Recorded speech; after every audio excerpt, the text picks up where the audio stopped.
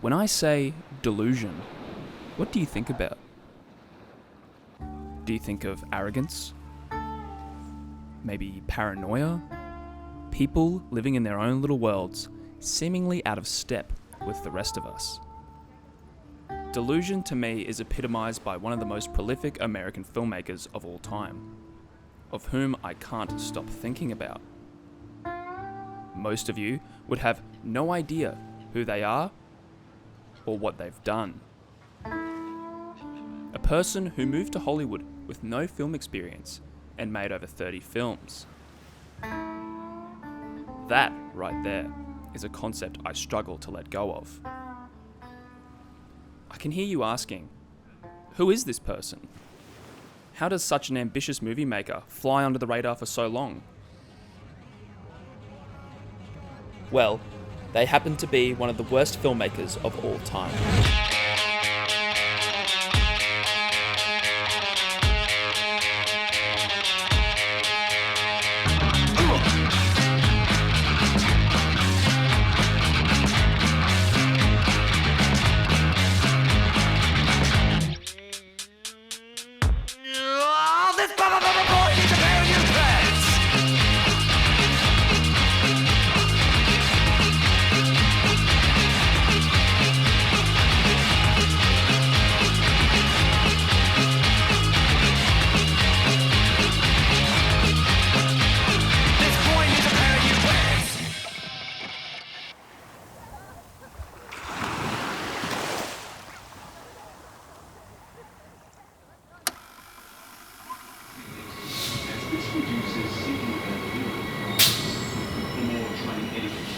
Visit the Queensland Rail website. Doors closing. Please stand clear.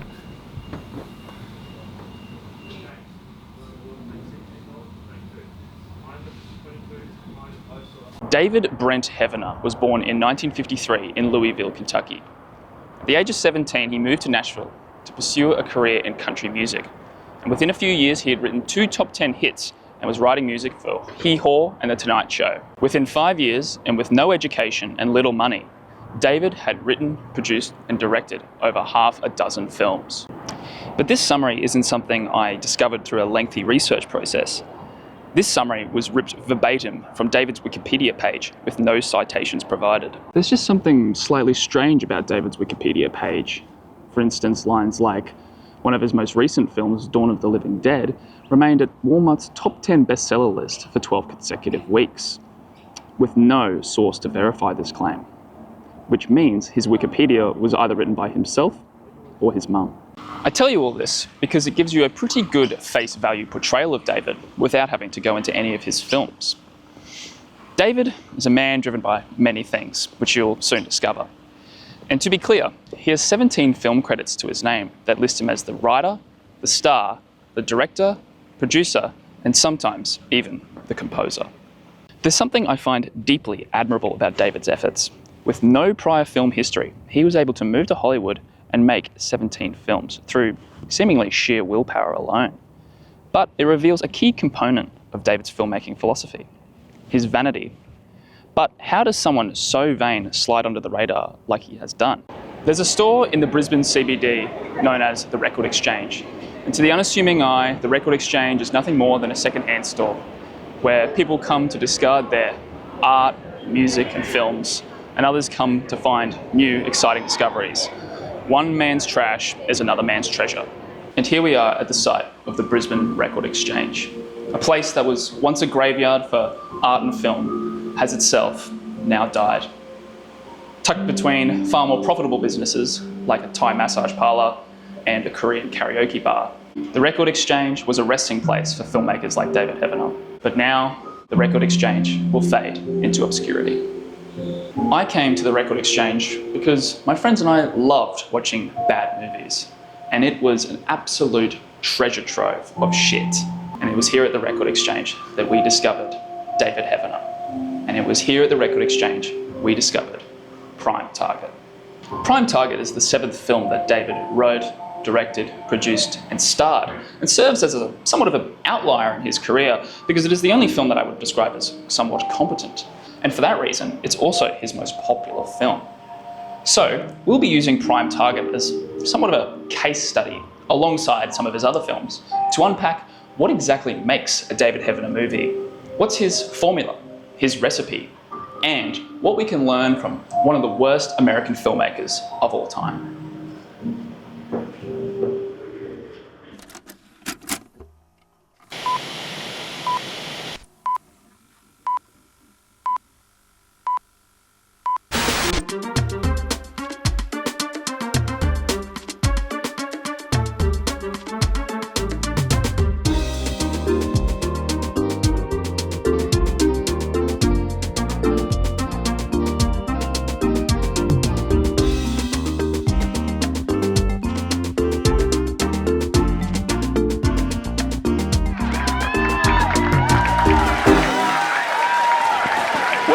Welcome to another episode of Cooking with Al, the only show that reveals the tricks of the trade of the finest film bakers and their secret sauce. I'm your host Al, and as always, we've got a very special episode. Today, for everyone at home, we are talking about David Heavener. Yes, one of the most prolific filmmakers of the 80s and 90s is finally under the microscope. Now, David's films are all B-movies, so we need to get one thing straight.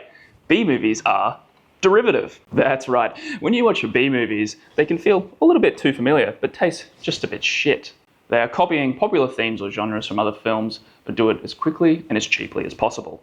And David's films are no exception, with his own twists and flavours that make them oh so himself. There's 3 delicious layers to any David Heavener movie, a core recipe. I call it the David Heavener cake of movie making. And if you follow this recipe exactly, you too could make a David Heavener movie. So, without further ado, let's get baking. Hungry, huh? Jelly donut? Yeah. The bottom layer of this delicious creation is that David Heavener will first and foremost always play the hero. I will miss you. I'll always be with you. I'll be here and here. His heroes are skilled, they are mysterious, and they are armed. In Prime Target, David plays the gun-wielding, flame-throwing, crazy son of a bitch, John Bloodstone. You know you're a crazy son of a bitch. So, let's take our sponge and add in senseless murder, cheesy one-liners, So you want to go away, do you? Yes, I do. We'll have a nice trip. In addition, there's the heroes that David portrays in his films, but it's also the hero he portrays himself behind the camera. Prime Target is an example of one of David's movies that contains several of his own original songs, including the catchy Honky Tonk Man, which opens the film's credits. Well, just put on my best cologne and I smell like $1,000,000. My jeans are tight, my hair's just right as I jump in a pickup truck. David Heavener is multi-talented, a triple threat. This meta-analysis of the cake really is important because it informs the layers moving upwards. David makes his films with himself always front of mind, and this occurs in every film he has full creative control over. We could spend 45 minutes talking about the vanity of someone like Mr. Heavener and how he is the star and hero of all the films he writes, directs, and produces. But we're not here to judge. We're here to bake. And I'll give him this, he certainly has a certain objective handsomeness about him, but unfortunately his acting leaves a lot to be desired. So I said, go, Jimbo.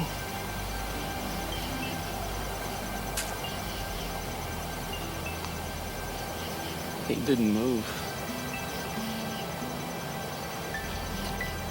If tripe B-movie vanity projects died tomorrow, I'm sure its tombstone would read, David Heavener. It's our first layer of the cake. How are we going to beat Baines? On his own level.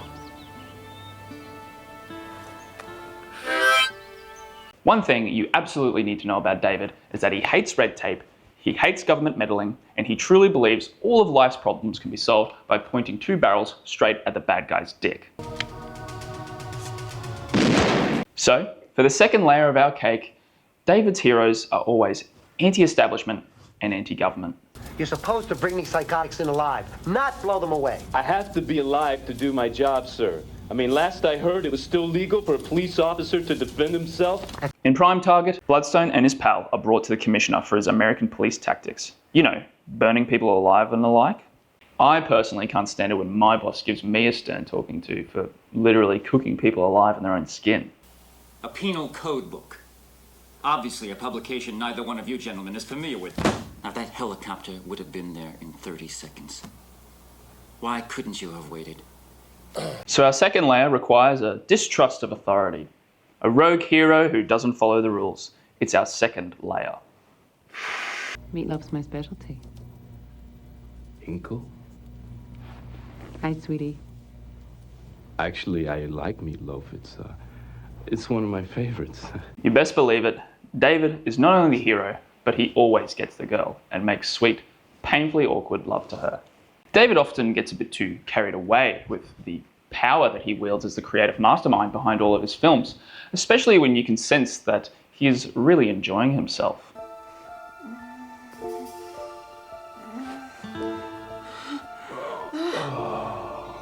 Layer 3 is David's relationship with women through the characters he plays and the women he writes. Whether it's his ability to make women fall in love with him in an instant, or simply pine for his attention by merely existing.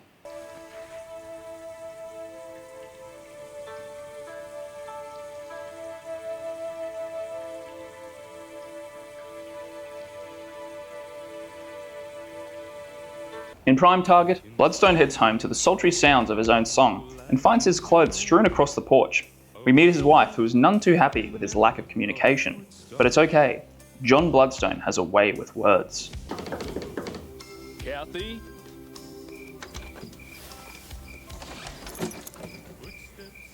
What do you want? What's all my stuff doing out on the front porch? He's a master negotiator, a Riz King, silver-tongued. Just listen to his reason for being late. Look, honey, I can explain. It was police business. I got tied up on police business. If you think that you're gonna come home here and hop into my bed and make love to me, well, it's not gonna happen, John. It's not gonna happen. I've been through hell, but I've never felt the kind of pain I feel here in my heart. Now let's take our third sponge and make sure that David's music is playing in the background. As you turn to walk away, I whisper 3 little words. Add in gratuitous on-screen intimacy.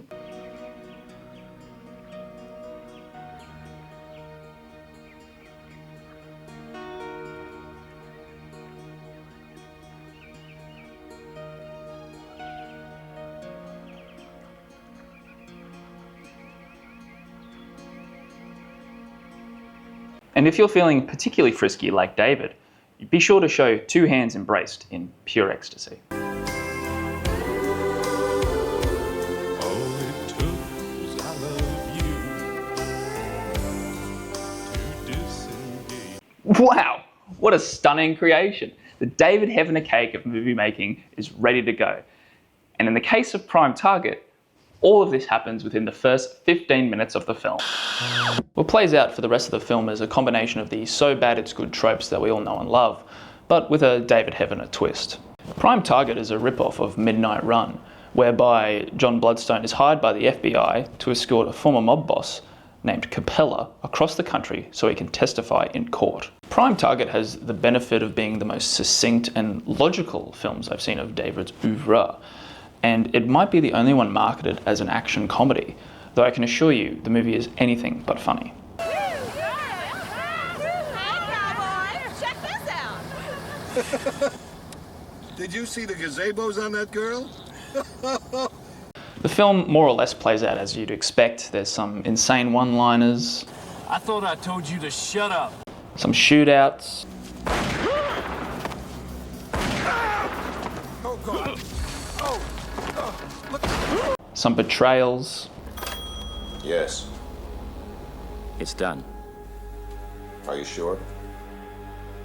I'm sure. some zany side characters, Go that way. You think there's any snakes in there? I'm scared of snakes. And ultimately, some just all-round terrible writing and questionable character moments. It ain't gonna work, Bloodstone. You're dead.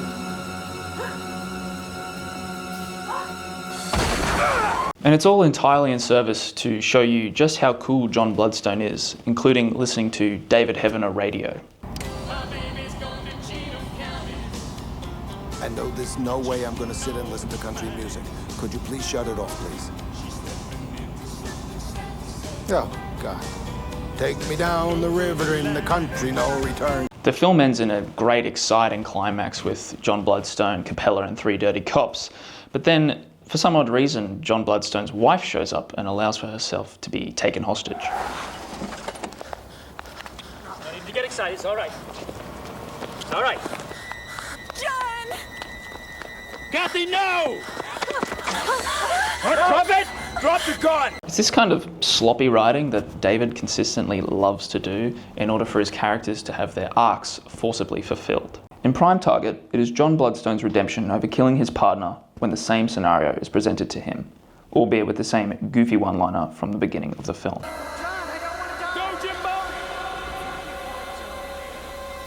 So you want to go to Mexico? That's right. Go, Blood. We'll have a nice trip.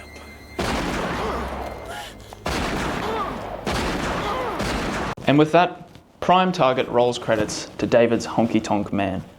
A fitting end to a less than mediocre film, but inarguably David's best.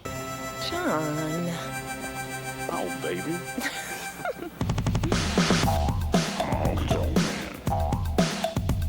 Well, just put on my best cologne and I smell like $1,000,000. For the most part, it's shot alright, pacing's okay, and John Bloodstone as a character can sometimes be kind of funny. You guys are having a party and I wasn't invited. We'll double it. No, triple it. You name your price. You just give us Capella. What do you say? Oh, I'm gonna give you Capella, all right. I'm gonna bring him in and shove him right up your butt. He might, on face value, be seen as somewhat of a generic action guy, but in the hands of someone like David Heavener, he sort of transcends action guy and morphs into David's impression of an action guy. David's impression of what he thinks the ultimate Hollywood star is. A sleazy, mysterious, gun-toting, womanizing honky-tonk man. And it's true kudos to old baby boy. He moved to Hollywood and he made these films. No crew? Screw the crew. I'll do it myself. It's admirable. It's authentic. It's artistry. It's totally mind-boggling. It must be emphasized, though, that David's films never got any better. The quality of his first outing compared to his latest are not too dissimilar, which makes you question what David thinks of filmmaking as an art form. He's had full creative control of 17 films, but once you've seen one, you've almost seen them all. There's plenty of lessons to be learned from great filmmakers, but I truly believe that the most profound ones can be learned from the worst. What is it about David Heavener that I find so captivating? How does he channel his drive and ambition to make so many films? It's taking me the longest time to come to terms with the fact that what I see in David's films and bad art in general reflects a lot of my own obstacles in making something for myself. Like, it's all well and good to make fun of these things, but when you don't even have the courage to make something yourself, you can feel like a bit of a hypocrite. David has drive and ambition, and I can never criticize him for that. I wonder if I can channel some of that drive too. Tap into David's ambition. I wonder what questions that would answer for me. If that would help me achieve some of my goals I have with filmmaking. Sometimes I think I wish I was David Heavener. Yeah. I wish I was David Heavener. I think I want to go away for a while.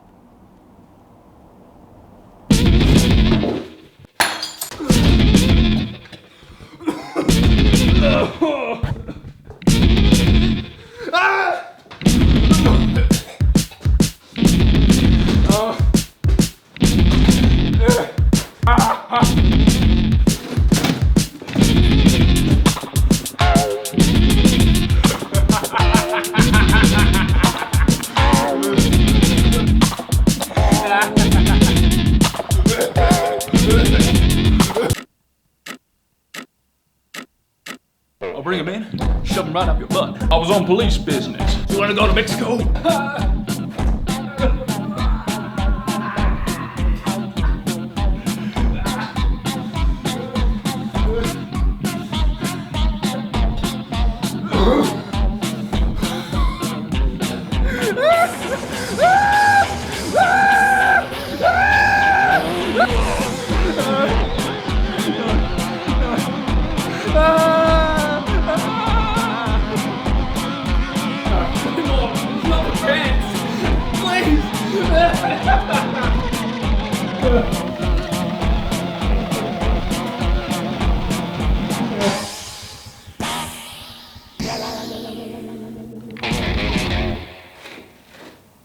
We'll have a nice trip.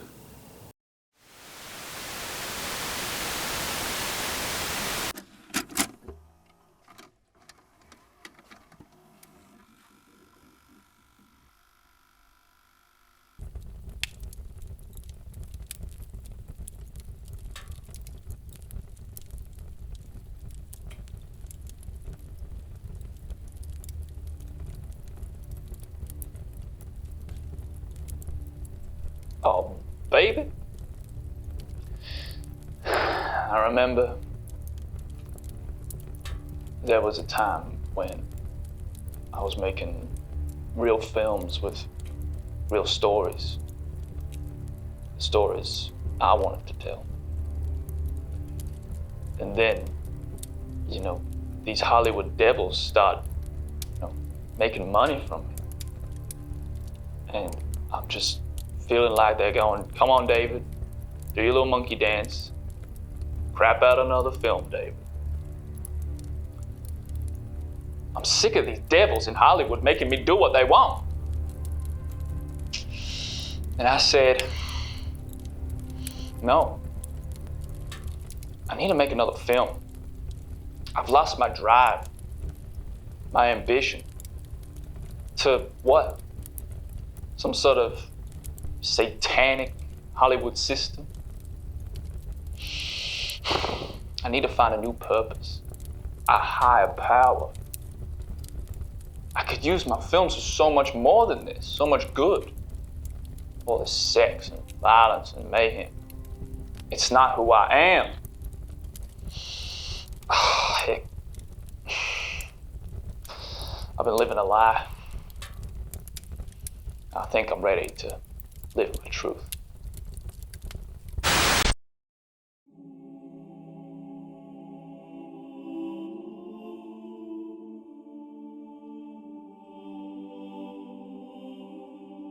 At some point in David's career, he killed himself. He killed the honky-tonk man. No longer was he shooting bad guys in the balls. No longer was he sticking the middle finger to the man.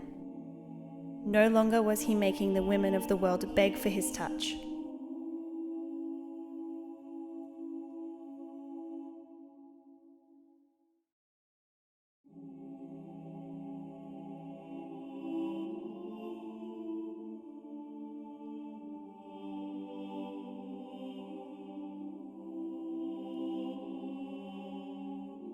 Reborn, he was ready to unleash his masterpiece on our world. Tell his own story his own way.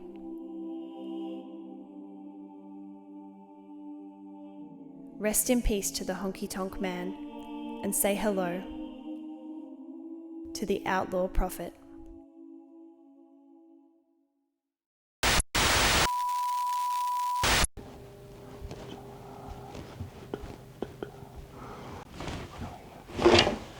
Sir, David Heavener is here. He's here? Yes, sir. Yeah, alright, I'm gonna bring him in.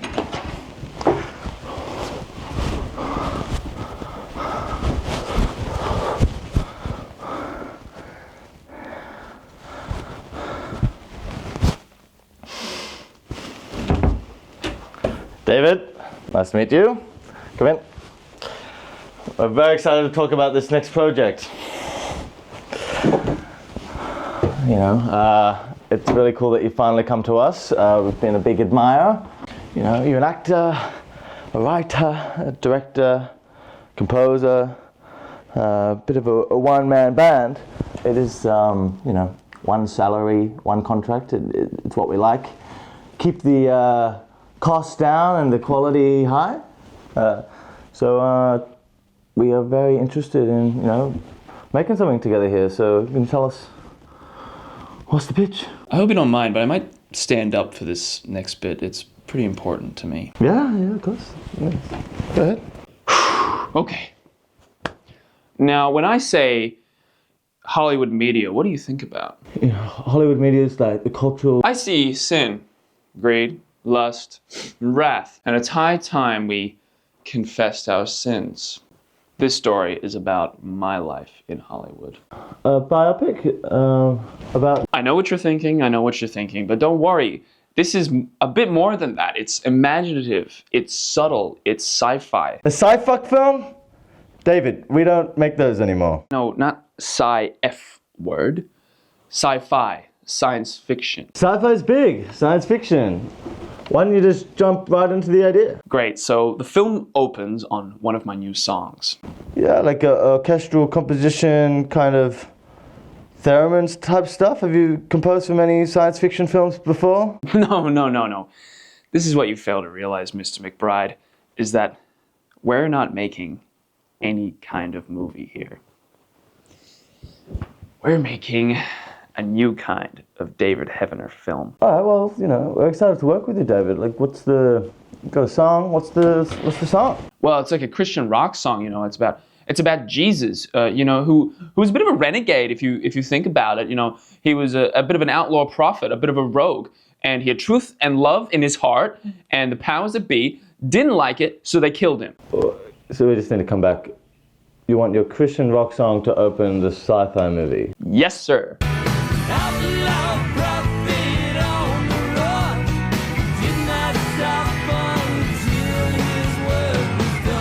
So I play John 141, who is an alien humanoid robot from space who is the star of an intergalactic reality TV show called Escape 2020. It's the highest rated show in the galaxy.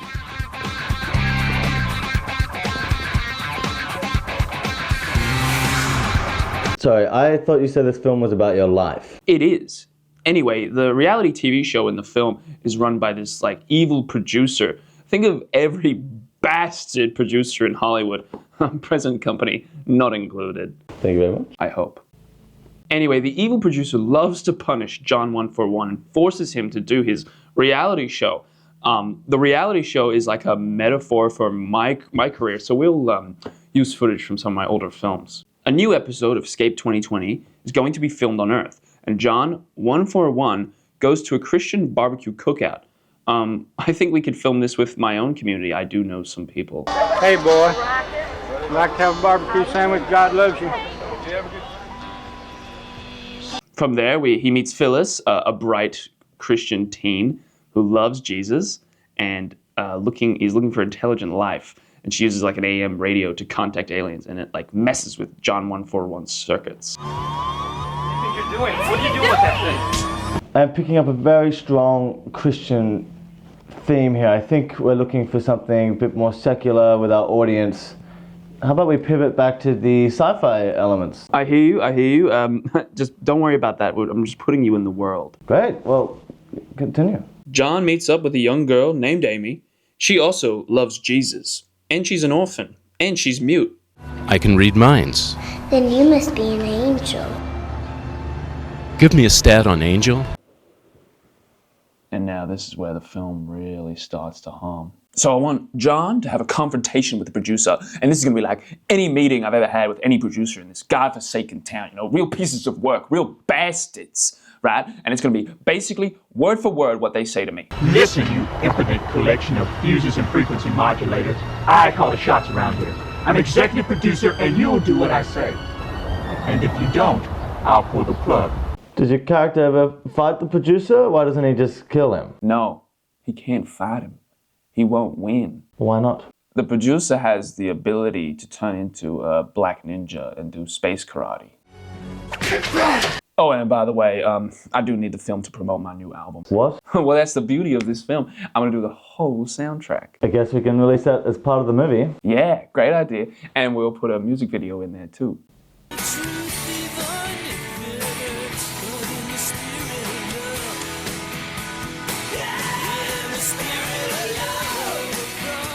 And so in terms of like wardrobe, I'm thinking ahead. It's like I want to be like cool and futuristic looking, but also kind of old, like I was an alien that was invited to the Last Supper.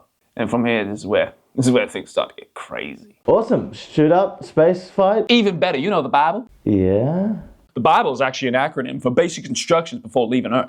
And John 1-for-1 isn't his like slave robot name. It means like he's the chosen one, you know, John. Chapter 1, verse 41. Or John. Chapter 14, verse 1. Right. What does that mean? We'll get to that. At some point in the film, I want like two characters to talk to each other about how shitty Hollywood, the galaxy's gone since the producer took over. It wasn't always this way. There was a time, long ago, when the collective had a direction, a purpose. So Amy, the little girl, gets kidnapped, and the team basically plot a way to get her back. Once we get to the brain area, you'll have approximately 300,000 galactite, 5 Earth minutes to make connection. So at the studio where Amy was kidnapped, the producer tries to comfort her, and she ends up showing him, right, get this, showing him a drawing of a crucifix. And then we get the big twist of the film. You ready for this? You ready for this big twist? The producer is actually the devil. Oh, isn't that insane? Yeah, that's pretty crazy. So the team breaks into the studio, and I confront Satan. And then Phyllis activates her AM frequency and starts messing with everyone's brains.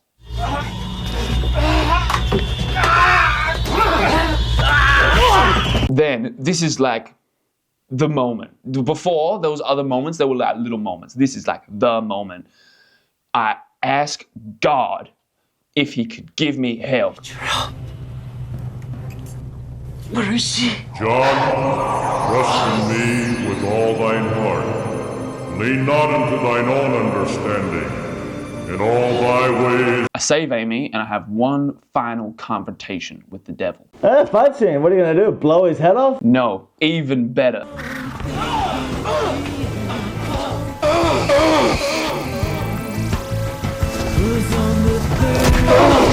And then the AM frequency like kills my character, and I think, you know, this is gonna be like a real sad part of the film. Like, I think we might have to hand out Kleenex because it's gonna be so damn sad. And then Amy and Phyllis walk the halls of the studio, and they come across like a blinding light, like you can't see nothing, like it's just blinding.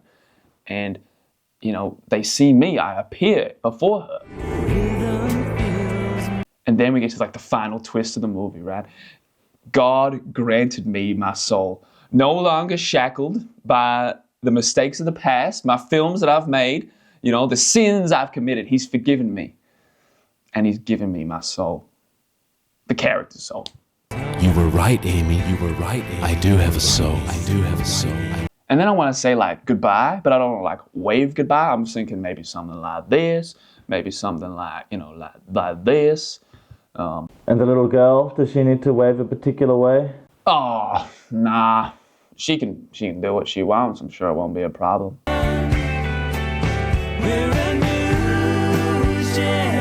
And it's like 9 months later, and Amy is in an orphanage, and I show up to adopt her. Then the evil producer like shows up on TV, and I say something like really badass. You want to bet?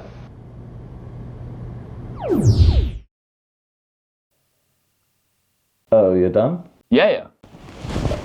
That's it? Yeah, that's it. Have you got a title? Outlaw Prophet. Look, David, I like it, but we're gonna have to pivot. We're less Christian rock and more sci-fi, Matrix, you know, Truman Show. Oh, yeah, right. I see how it is. You're just like the producer in this film. Too evil, too weak to make a film this pure of heart. Listen here, you collection of fuses and frequency modulators. I call the shots around here. I'm the executive producer. You're going to do what I say, or I'm going to pull the plug. I'll show you, McBride. I'll do it myself.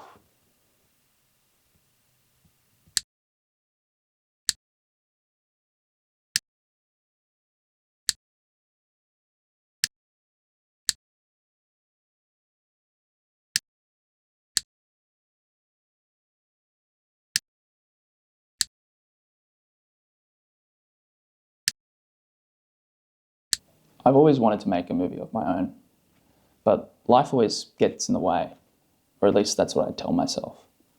That idea isn't good enough. You don't have the means to make that. No one will give a shit. Constant ideas of perfectionism, clouded by self-doubt and insecurity. Watching bad films always had a layer of wicked irony to them. They taunted me, beckoned me, asking me, okay then, you have a crack. It seems like a lot of my keen interest in someone like David Heavener is rooted in jealousy. I'm jealous that he went to Hollywood. I'm jealous that he made over 30 films. I'm jealous he did the one thing 30 times that I'm too afraid to do once. David doesn't care about perfectionism. He moved to Hollywood with a goal and he achieved it. And that's amazing. Producing films with such ease that, truthfully, I don't think he ever saw filmmaking as a craft, rather to affirm his self-image. A self-image as an action hero who woos the ladies and stands up to the man, and then later a man guided by faith under the guise of God to deliver a message to the masses, a prophet. And it was this transition into the outlaw prophet, the death of the honky-tonk man, that I started to change my view on David. Something just wasn't sitting right with me anymore. Something was off. I just couldn't quite put my finger on it. So what is it that I'm doing here now? Am I still jealous of David? What is there to do? I don't think I want to be David Heavener anymore. I think I'm happy to end the video here.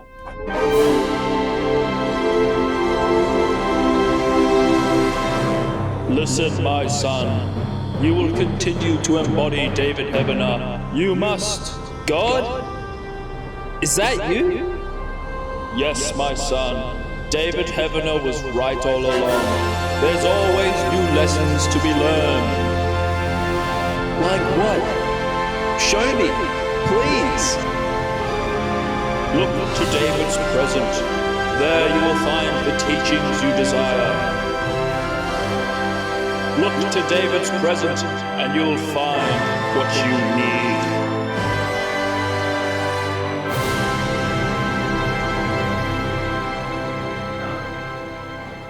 Oh, of course, David's present.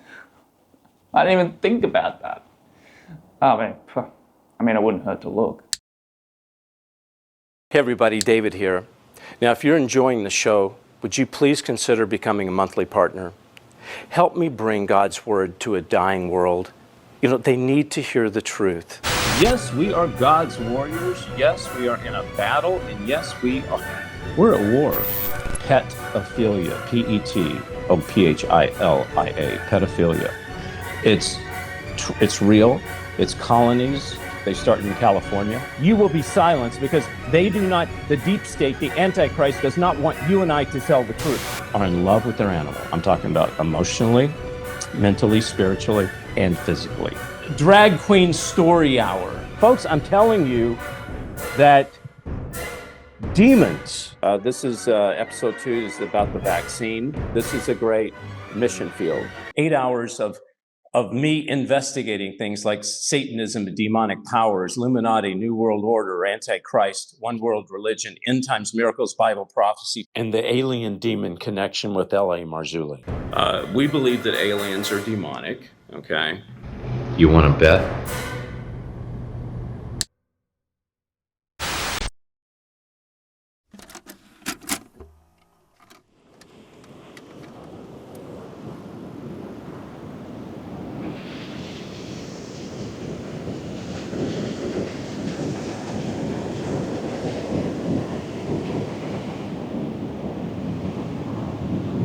I've been coming to the beach for as long as I can remember. The sound of the waves, the sun hitting your skin, the sand between your toes, going for a swim and just letting whatever worries you have in your life wash away for a brief moment and let things go. I think I'm ready to let David Heavener go because I've discovered what I found so captivating about him. It was his delusion. That quote from David at the beginning of the film, that people overcomplicate filmmaking and that all it is a couple of guys with a camera telling a story, is a strange thing to say, but there's a nugget of truth to it, you know? I think it's an inspiring thing to say in the sense that we shouldn't be approaching filmmaking with such a broad lens of what's achievable, what's not achievable. And, you know, we shouldn't be overthinking things. I know I struggle a lot with that too. But David made really bad movies. I think the answer is what we knew all along, is that David approaches films through his vanity and delusion. But it was delusion that brought David to Hollywood and allowed for him to make over 30 films. But at the same time, it was delusion that led to his contradictions and to the man he is now. He never wanted to improve his craft. And to me, that speaks volumes of him as an artist. So while David, for me, in a sense, is an inspiration, he's also a cautionary tale. I think we all need a bit of delusion to chase our dreams. But too much of it can lead you on these paths of bizarre, self-serving narratives. And that's not what making things is about. This project itself was born from delusion. Delusion that anyone could give two shits about who David Heavener is. That for a moment in time, I could make something that truly felt authentic to me. You know, life can throw you some pretty unforgiving curveballs sometimes. And I think if we all had a bit of David Heavener delusion, we probably could get up a bit faster and hit back a bit harder. But we must maintain compassion and self-awareness, because delusion can lead us into an idealized version of ourselves. To me, David Heavener embodies the dream of a filmmaking story.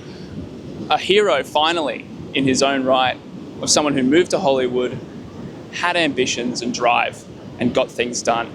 And to me, that's the greatest film that he never made. David Heavener deserves to be amongst the cohort of shitty filmmakers.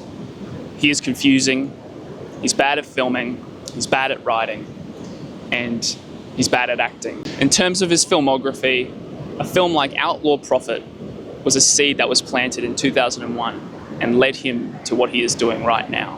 What seeds will we plant today that will lead us to living our most authentic lives?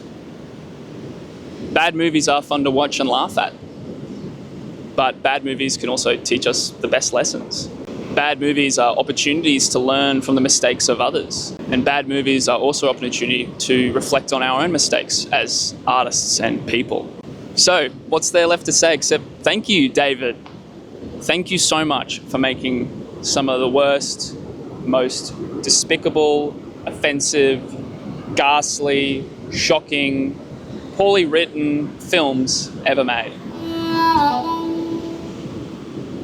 I'm going swimming.